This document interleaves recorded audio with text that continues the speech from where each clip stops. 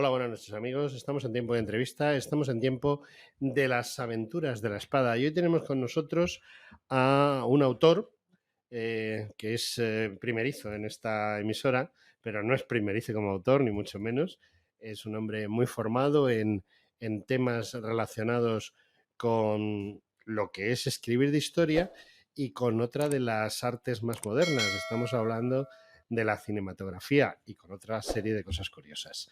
Cosas curiosas que nos va a explicar. Y bueno, vamos a presentarle Pablo Menéndez, ¿no es así? Sí, así es. Y nada, en primer lugar, daros las gracias por dejarme un poco de tiempo de vuestro espacio.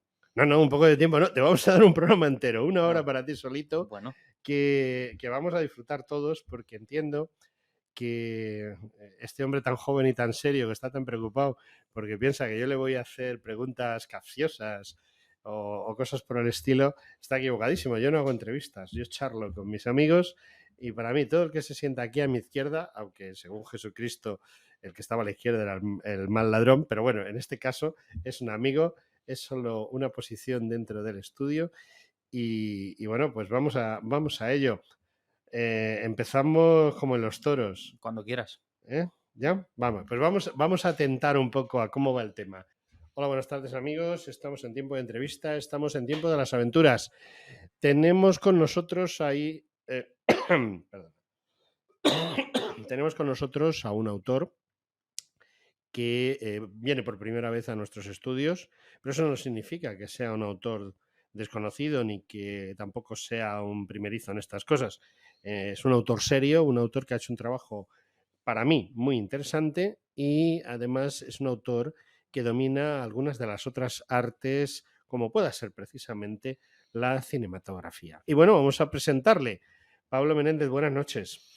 ¿Qué tal? En primer lugar, muchas gracias por dejarme un poco de vuestro tiempo en vuestro espacio para poder hablar de las cosas que nos interesan.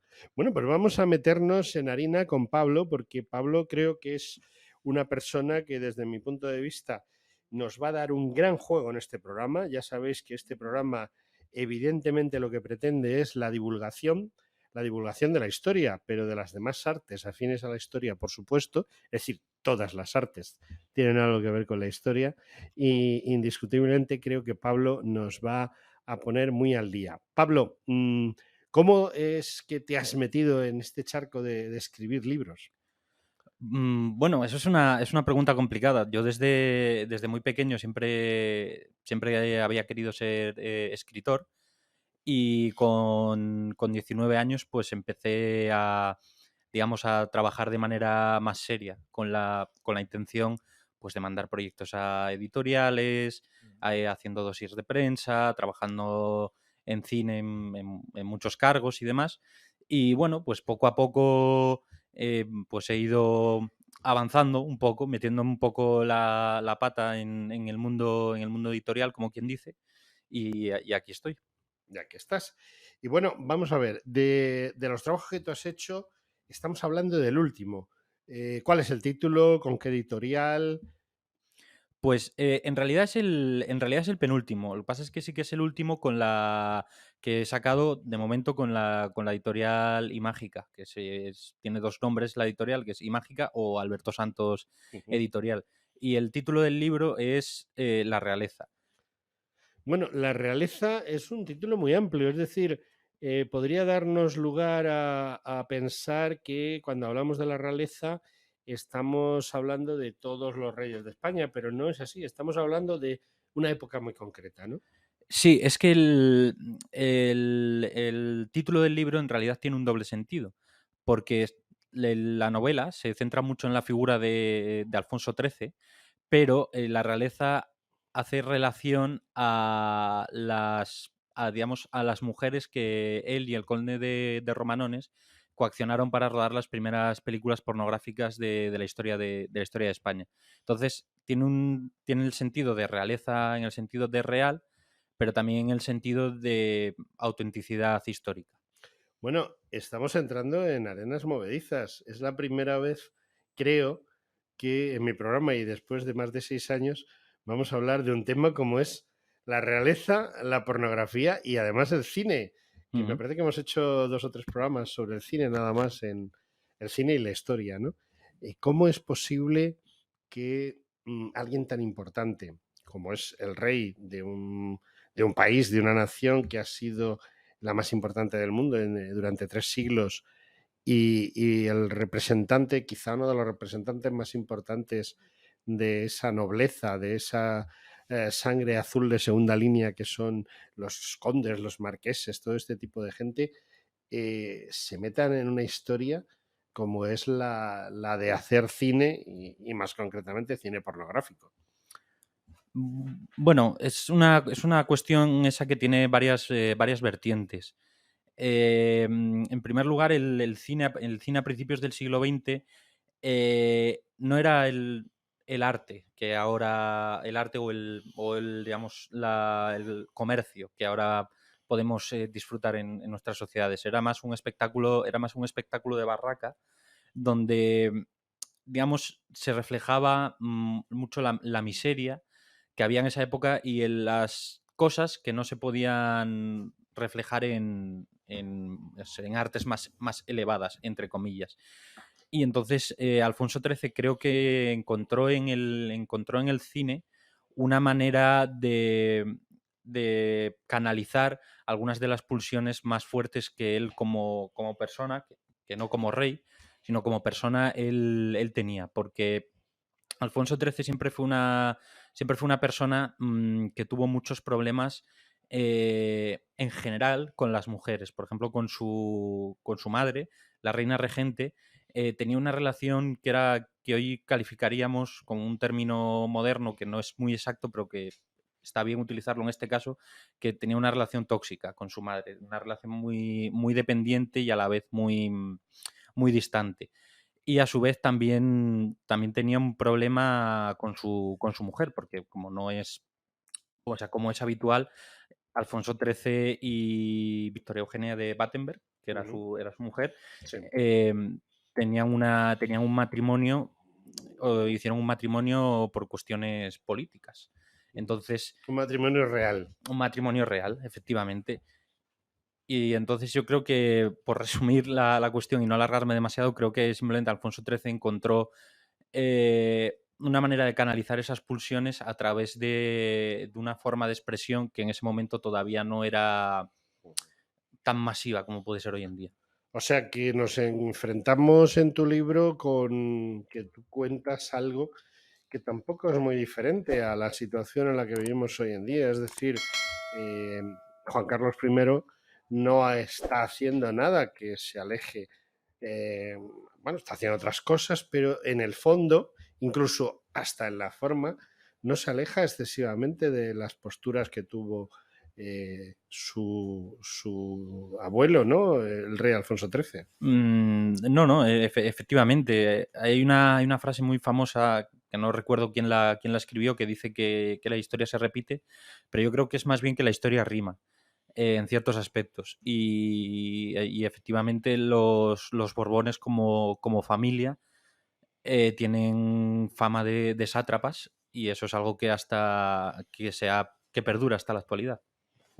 Sí, porque realmente si echamos un vistazo desde el siglo XVI, que es cuando por primera vez aparece la familia Borbón de una manera clara en la historia, aunque como reyes en España vienen a principios del XVIII, lo cierto es que los Borbones sí se han caracterizado por algo a lo largo de esos últimos 500 o 600 años, ha sido precisamente por sus aventuras amorosas, ¿no? Excepto raras excepciones.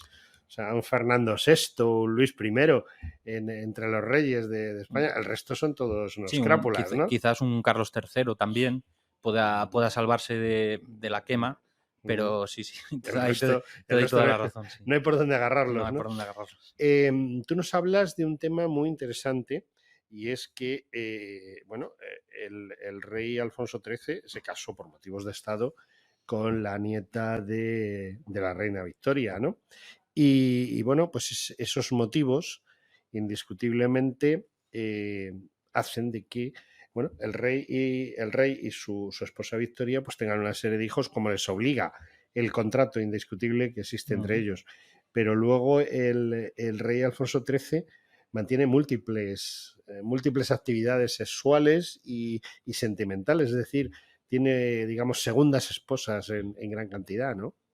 Sí, tengo que decir que no estoy muy al tanto del historial de amantes de Alfonso XIII, porque en el libro me centré más en, digamos, en investigar, digamos, quiénes fueron las mujeres que rodaron esas películas pornográficas, pero sí, indudablemente tuvo que tener un historial muy largo de amantes. Bueno, vamos al meollo de la cuestión, vamos a tu libro. ¿Cómo surge el hacer ese libro? ¿Por qué te da esa idea? Porque, la gente habla de muchas cosas, pero hablar de un productor, director de películas pornográficas de sangre azul es muy rebuscado o casi muy rebuscado, ¿no? Bueno, puede ser. En primer lugar, es llamativo. Es una de las primeras cosas que a la hora de escribir cualquier cosa uno siempre busca. Algo que tenga que ver con sus intereses particulares y que a la vez sea llamativo de cara, pues, a un Ujú. editor, a un productor o al público general. Y en cuanto al origen en sí de este proyecto, pues surgió cuando yo estaba estudiando cinematografía en la escuela de Artestai.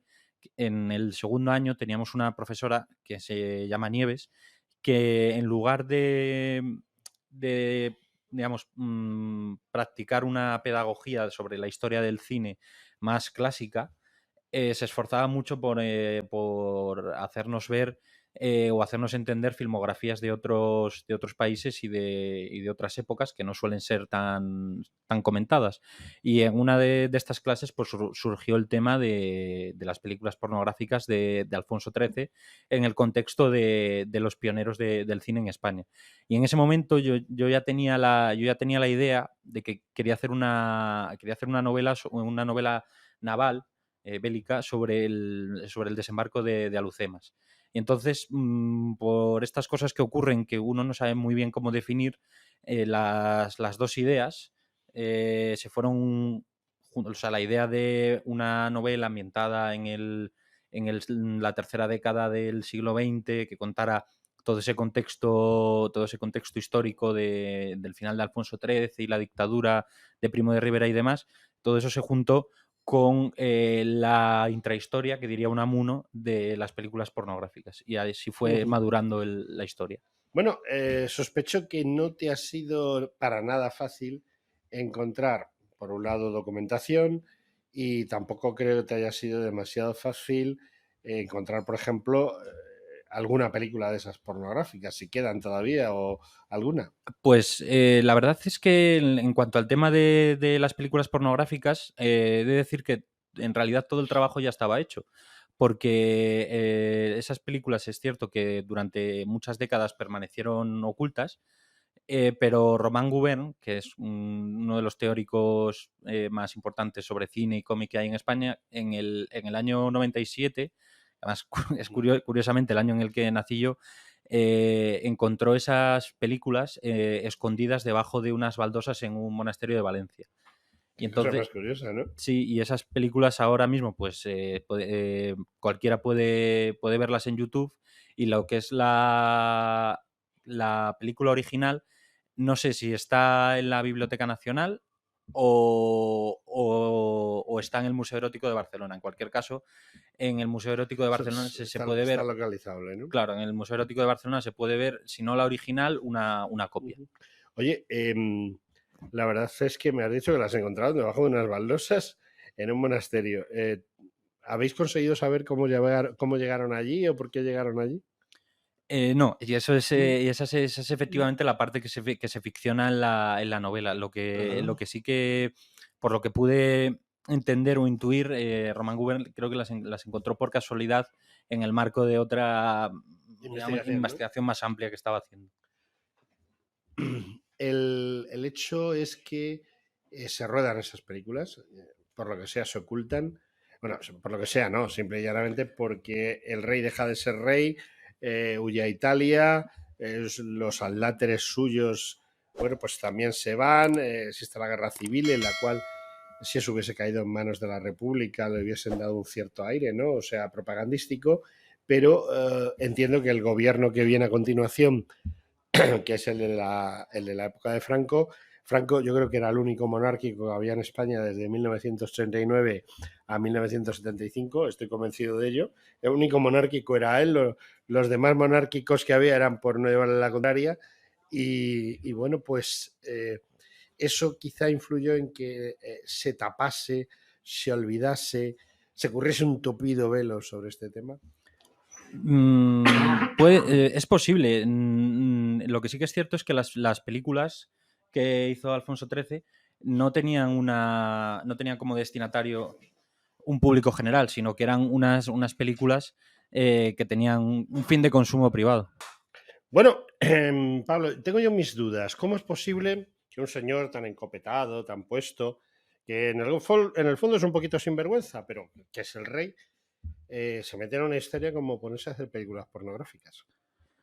Bueno, es un poco lo que hablábamos antes, ¿verdad? Pero ¿te refieres más a su proceso, digamos, psicológico, que es lo que comentábamos antes, o el proceso más Proceso material? psicológico y luego el proceso real de llegar a ese tema. O sea, Pues, el proceso pues costumbrista, digámoslo así. claro, pues como comentábamos antes, Alfonso XIII era una persona que tenía una serie de traumas bastante enquistados en relación con las mujeres. Una cosa, una reacción amor-odio hacia su madre y a sus Efectivamente. hermanas. Sí, Un tenía. complejo de Edipo también. Puede ser. Es que hay que tener en cuenta que el padre de Alfonso XIII, que era Alfonso XII, murió cuando él era un recién nacido prácticamente, o un niño muy pequeño. Y además la relación entre su padre y su madre tampoco había sido maravillosa. Eso es cierto. Y entonces, a lo largo de la vida y de la primera juventud de Alfonso XIII se desarrolló pues, una relación muy dependiente y a la vez muy distante en relación con su madre. Y luego también hay que tener en cuenta que Alfonso XIII vivía en un matrimonio que había sido arreglado por conveniencia y que era bastante infeliz. Pero te comento, entiendo que quizá el tema pornográfico, el tema de la filmografía, empieza incluso antes, o sea, empieza antes de el propio matrimonio de Alfonso XIII, ¿no? El tema de la La pornografía, idea de ir a hacerla, no ya de hacerla directamente. si no recuerdo mal, Alfonso XIII creo que se casa en 1910, puede ser. Sí. Y el rodaje de las películas pornográficas data de 1928, O sea, 1929. había pasado bastante tiempo, ¿no? Había ¿Pero él pasado no bastante. tenía ya la idea o no se lo había expresado así Sí, a Armanones o a algún otro de sus allegados? lo que pasa es que es un proceso bastante amplio en el tiempo. O sea, que sí que creo que empieza bastante después de que Alfonso XIII se case en 1910, pero creo que la idea como tal debió surgir en torno a 1920, 1921, que fue la época en la que Ramón y Ricardo de Baños, que fueron los directores de estas películas pornográficas, empezaron a rodar desfiles para la productora de Alfonso XIII, que era Royal Films. Y creo que digamos, dentro de la mente de Alfonso XIII pudo confluir esa idea de tener a dos directores de prestigio, a dos directores de prestigio en nómina, pudo coincidir con esa otra idea de por qué Sí, no. que venía de atrás y se Claro, juntaron ambas en un momento, ¿no? por qué no vamos a rodar unas películas pornográficas que además eran para uso privado, para uso de él y de sus amigos, no eran para consumo público? Bueno, entonces llegamos a la conclusión de que él empieza a finales de los años 20 a este tema de las películas. Él actúa como ideario, como productor, incluso hace sus pinitos como cámara o como realizador. Sí, o sea, por los documentos históricos que tenemos, sabemos que Alfonso XIII era el principal promotor, lo que hoy llamaríamos un productor ejecutivo. También ejercía como director y como camarógrafo, y también en algunas ocasiones como actor. El tema es que las películas que se conservan, que es las que comentábamos antes, que son las que descubrió Román Gubern, evidentemente no aparece Alfonso XIII. Entonces solo tenemos constancia empírica, digamos, Pero no de. aparecen porque el gobierno no las encontró o porque alguien las quitó de en medio. eso ya entramos Eso es en una pregunta, claro, ¿eh? eso entramos ya en el terreno de la pura conspiración, que por otra parte es esa pregunta que realmente no tenemos respuesta, es la parte que yo aprovecho para ficcionar en el libro y para convertirlo en una Ujú. novela. Eh, eh, yo entiendo que tiene a dos buenos directores trabajando con él, pero son dos directores que, por ejemplo, como tú bien has dicho, hacen desfiles o hacen documentales. Es decir, no son directores, digamos, artísticos que hacen películas que tienen un guión, un argumento, sino que trabajan el documental, trabajan el tema de la realidad y no de la ficción, ¿no? Bueno, en realidad los hermanos de Baños, durante la década que va de 1910 a 1920, habían sido unos directores bastante importantes, no solo en España, sino a nivel internacional, porque habían trabajado para la Gaumont, uno de ellos había rodado el primer documental en Brasil, habían hecho la primera adaptación de Don Juan Tenorio, eh, y también habían hecho las aventuras de Cristóbal Colón, que fue la primera película que se hizo sobre el descubrimiento de América. Lo que pasa es que cuando llegó 1920 ya estaban en un momento, digamos, de crisis financiera, por así decirlo, o sea, estaban en bancarrota. Entonces se vieron obligados a buscarse otros trabajos, en este caso rodar desfiles, para poder sobrevivir. Y Alfonso XIII les prometió que si rodaban esas películas, pues que les iba a producir, Lo que ellos quisieran. claro, que les iba a producir pues Don Quijote, Fausto, un montón de películas que evidentemente Alfonso XIII nunca cumplió esa promesa. En primer lugar porque llegó la Segunda República y se tuvo que ir de España, y en segundo lugar porque probablemente quizás nunca tuvo la intención de producir esas películas.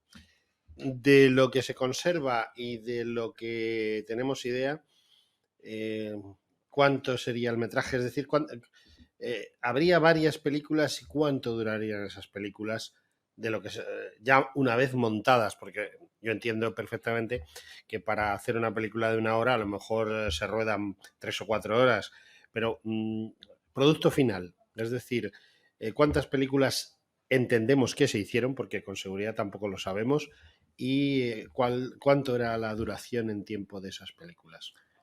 Pues en cuanto al número total de películas, ahí los estudiosos del tema, por así decirlo, oscilan entre unas 25 y unas 300. O sea, ¿Perdón? que que digamos Has que hay dicho 300. sí, hay una gama de respuestas muy amplia. Hay gente que dice que 25 y hay otros que dicen que 300. Y en cuanto a lo que es la duración en sí de las películas, en realidad son películas Son cortos. son muy cortas, porque eh, en esa época los rollos de celuloide no podían pasar de los 8 minutos, simplemente por cuestiones técnicas. Así que O son, sea, por el tamaño de claro, los depósitos de las la cámaras. cantidad de cinta que había dentro O de la sea, bobina, pues no podía pasar de 8 de minutos y 8 se, minutos. y se Bueno, pero iba. tú luego podías empalmarla en ruedas más grandes para proyectarlas, ¿no? Sí, pero sí que es cierto que en estas películas son más artesanales en ese sentido, porque sí que es cierto que al no ser, vamos, una película artística, entre comillas, al ser una película dirigida a consumo privado, prácticamente están rodadas en una única toma. Entonces hay muy poca labor de montaje. O sea, labor de montaje cero. De un tirón los 8 minutos. Bueno, Sí. hay Que películas por, que, de... por, que por otro, que por otro lado, dado el tema de la propia Tampoco película, tiene mucho no que... podían repetir una y otra vez las tomas. Eso sigue pasando a día de hoy en la pornografía actual. Sí, bueno, pero existe la posibilidad del montaje, sobre todo gracias al vídeo. Hoy en día ya prácticamente en película virgen no se rueda nada, ¿no? Pero, pero el tema está, claro, yo he visto alguna película de larga duración, de estas que duran del entorno a los 80, 90 o 100 minutos, muy raras son, que son seguidas, es decir, son experimentos realmente en que se toma una película de 1 hora de un tirón, lo que se mueve es la cámara, se mueven los actores alrededor, pero claro, no estamos en ese caso, estamos en los años 20, estamos en una cámara montada en un trípode y lo que se mueve, incluso a lo mejor son hasta los decorados, ¿no? Bueno, o sea, sí que es cierto que en esa época sí que había películas muy largas, como por ejemplo Intolerancia. Sí, eh, pero me da la impresión de que Alfonso XIII no era Griffith. Claro, a eso me refería antes, que esto eran pues películas artesanales Sí. para consumo privado. Ujú. Tú has visto esas películas, lógicamente, para hacer tu libro. Sí. Em, ¿Cuál es la calidad desde el punto de vista cinematográfico? La calidad de, bueno, pues las tomas y la calidad de... entiendo que sonido no tenían, lógicamente, eran todas películas mudas, ¿no? Ujú. Entonces, sí es de valorar pues la luminosidad de las tomas, la profundidad de focos, es decir, los enfoques y desenfoques, quizá a lo mejor los ángulos de toma no eran los más, digamos, conservadores o adecuados, o están bien planteadas desde un punto de vista de un director técnico de calidad. Pues es una pregunta que puede tener dos respuestas, la verdad, porque sí que es cierto que, por un lado, se nota que hay un director detrás, eh, entonces todos los aspectos técnicos están bien trabajados, pero por otro lado, sí que se nota que los dos directores en este caso estaban como, podríamos decir hoy en día, con el piloto automático puesto, estaban haciendo un trabajo por Por encargo. encargo, ¿no? Claro, no eran Ramón y Ricardo de Baños haciendo una adaptación de Don Quijote, sino que pues estaban haciendo una película pornográfica para que el rey la pudiera disfrutar en sus ratos libres. Me llega otra de las cuestiones. Bueno, hemos hablado de director, hemos hablado de camarógrafos, hemos hablado de iluminación, de todo lo que cuenta en una película, ¿no? Pero vamos a hablar de lo principal. Es argumento y actores. ¿Tenían argumento o era algo totalmente improvisado?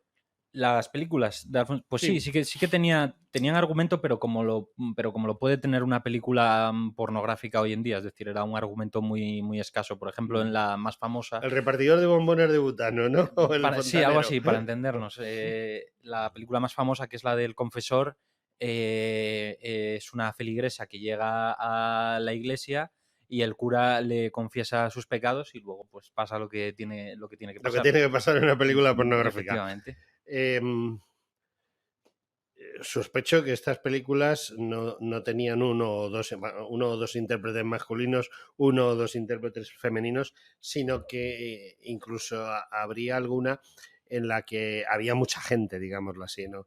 No vamos a especificar 10, 12, 15, 20, no, sino que había más de simplemente dos o tres personas frente al objetivo de la cámara.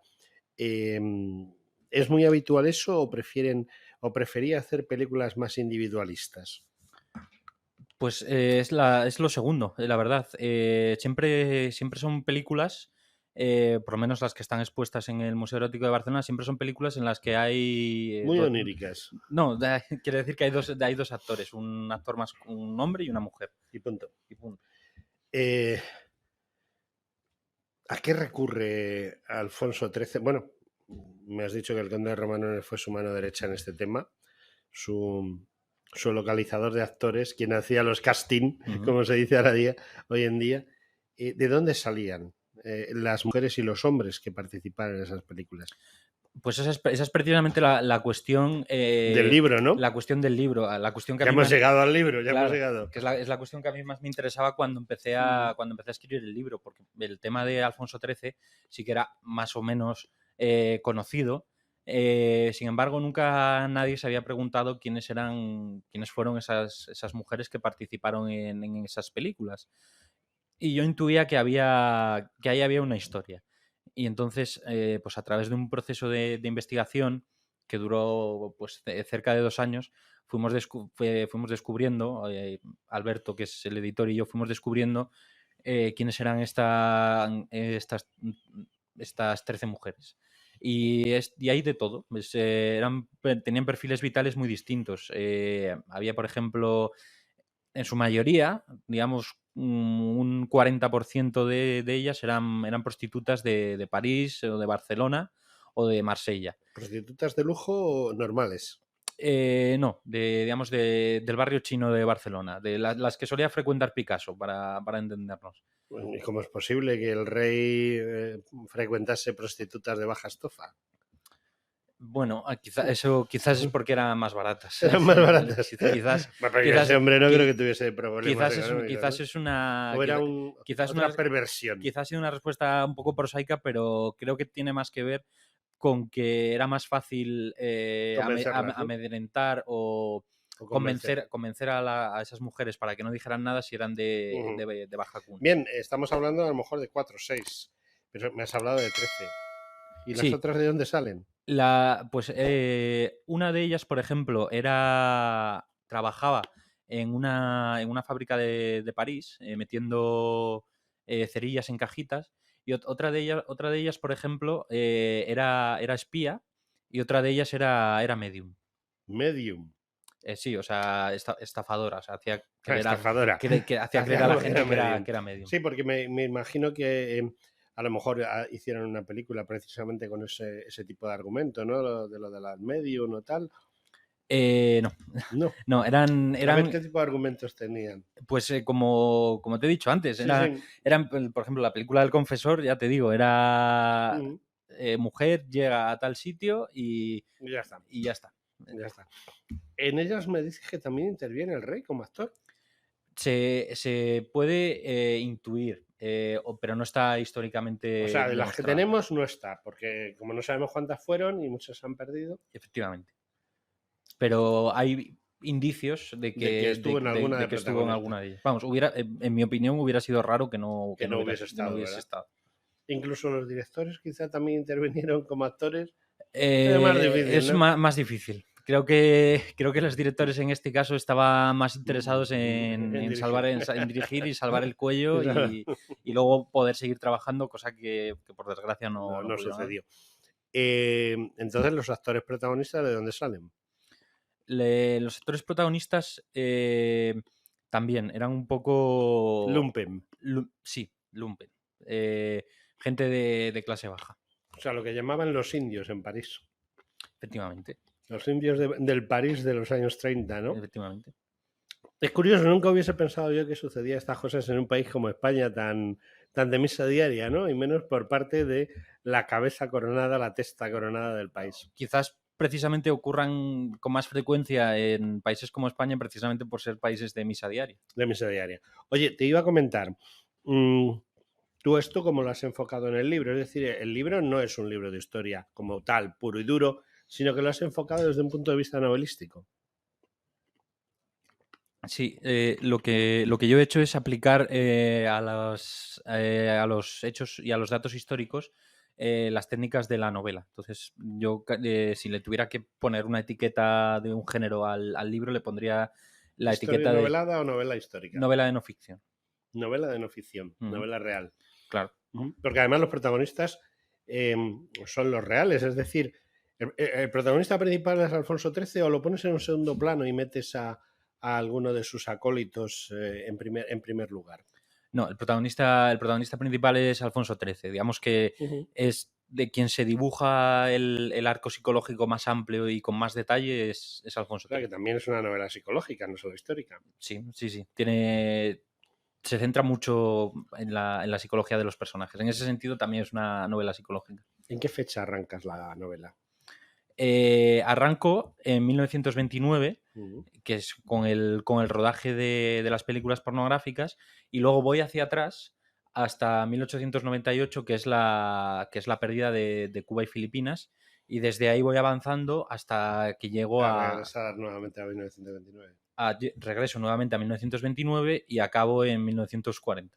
Acabas en 1940. La verdad es que es una técnica cinematográfica lo que haces, ¿no? Sí, claro. Es que yo de formación y de profesión soy guionista. Entonces, lo quiera o no, todas las técnicas y las estructuras que utilizo pues están muy influenciadas por el cine y por la televisión, por las estructuras seriadas. Aunque sea una ucronía o una barbaridad por mi parte, ¿hay alguna escuela cinematográfica de esos años en la que pudiéramos encajar estas obras pornográficas, digámoslo así? Mm, creo que no. ¿Crees que Creo, no? O sea, creo que no no. tiene similitud. O sea, digamos, estos dos personajes que realizan las obras, pues bueno, sí, el rey estaría por allí dando la nota, pero siempre, digamos, aunque sea haciendo documentales o como yo, que monto vídeos de tipo histórico, siempre tenemos un alguien que nos sirve de maestro, ¿no? Bueno, pues esto tal o cual realizador lo haría de determinada manera y entonces pues tratas de, como tú has hecho, has hecho una técnica cinematográfica al contar, al hacer tu obra escrita, ¿no? No tiene parecido con nadie, es decir, son totalmente cosa de él. No, hombre, evidentemente tienen parecido con influencia de otras películas, porque ya estamos en 1929 y ya había pasado, pues había estrenado, por ejemplo, Octubre, Intolerancia, que la mencionábamos antes. Entonces, por ejemplo, en el sentido del montaje, que aunque fuera bastante limitado en este caso, sí que había una cierta comprensión del montaje. Y en cuanto a las propias referencias estilísticas de los directores, ellos sobre todo estaban muy influenciados Por los por, franceses quizás, ¿no? por los franceses, Sí. digamos, por el protocine. O sea Pero que en lo que es la película, la película en sí, ya digo, es algo muy casero. O sea que si yo veo las películas no voy a encontrar retazos ni de Einstein ni de Griffith, de ninguno de los dos. Sí, evidentemente Evidente. los vas a encontrar, porque es imposible no ver una película de Einstein después de Einstein y no encontrar Encontrar una algo, ¿no? huella de él, pero no digamos, a simple Sí, vista. no vamos a ver el fusilamiento de las escaleras en Adesca. Efectivamente. O sea, vamos a ver puro y duro película pornográfica como la que podríamos ver hoy en día, ¿no? Tiene un Sí, cierto parecido, ¿no? mucho más suave, Sí. evidentemente, en esa No época. hay violencia, no hay latigazos ni No, corsés. es mucho, incluso, es mucho más suave, incluso en relación con el porno blando que se hace O ahora, ¿verdad? incluso con algunas películas hoy en día que tienen momentos, digamos, duros. Hay películas de comerciales Sí, sí, incluso, sí. hechas en Estados Unidos que se cortan esas escenas en Estados Unidos, como tú bien sabes, pero que en Europa sí se proyectan, ¿no? Sí, sí, pues estoy pensando, por ejemplo, en el último Tango en París. Sí, sí. Pues es mucho más suave, por ejemplo, que el último Tango en París. Y en relación con esto también quiero decir que hace poco hicieron un documental en la Sexta, sobre los Borbones, y en uno de los capítulos hablaron sobre Alfonso XIII y la pornografía. Y pusieron imágenes bastante explícitas que no se corresponden con las películas que son realmente de Alfonso XIII. Bueno, A lo mejor cogieron fragmentos de otras películas pornográficas de la época, pero esas que se vieron no eran de concretamente. Alfonso XIII. No, bueno, eso es muy normal en la secta, ¿eh? O sea que yo estoy acostumbrado. Muchas veces denuncio en mis programas cuando ellos hablan de algún tema y tal, pues Telecirco, la secta y todas estas telecuatreros y demás, no suelen ser, me oirás hablar mal de ellas, pero es que francamente yo soy de la idea de que el periodismo tiene que ser independiente y no servir al poder, incluso mintiendo descaradamente como pasa en algunas de estas cadenas que he citado, sobre todo telecuatreros y Mm. las sectas son horribles para estos temas. Bueno, nos hemos quedado sin tiempo prácticamente. Únicamente te quería comentar una cosa y es que antes de hacer la entrevista hemos estado hablando del capitán médico don Santiago Ramón y Cajal, que nadie se acuerda de él porque fuese capitán médico, sino porque fue premio Nobel de Medicina. Eh, y yo te he comentado que él también hizo pinitos en esto, pero tengo entendido que no, eso sí que no ha sobrevivido nada porque su propia familia a la que él muere destruyen todo. Todo lo que pueden o todo lo que encuentran, porque él era conocido que él tenía la mayor colección de foto pornográfica de Europa. O sea, se decía que tenía la mayor colección de foto pornográfica de Europa y también sus pinitos, pero por desgracia han quedado algunas fotos, pero parece ser que ninguna imagen.